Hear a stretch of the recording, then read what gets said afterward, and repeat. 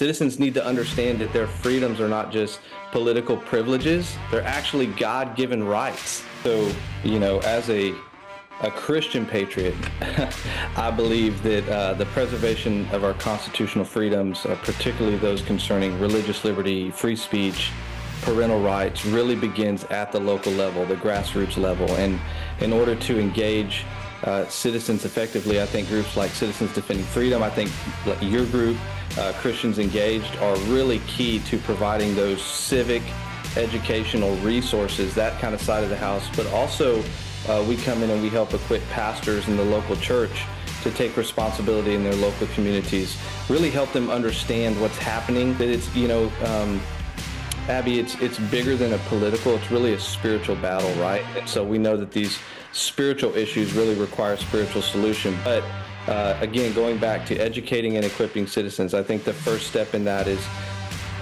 to defending our freedoms. We've got to understand what those are, right?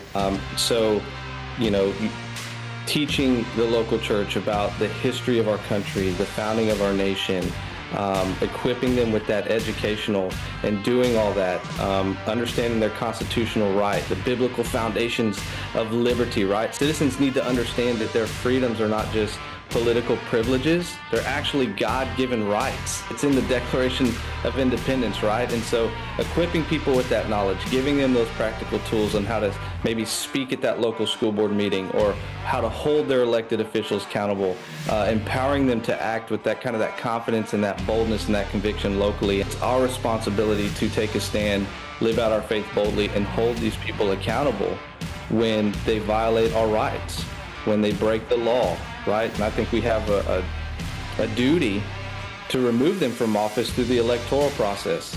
And that's another issue that we see at large in the churches. Many of them, the ones that are registered, over half of them don't even come out to vote. And so that's a big opportunity that we need to take advantage of, because some of these school boards, these local elected positions are lost and won by a couple hundred votes. And so if the church would mobilize and engage and we would select godly leadership, right?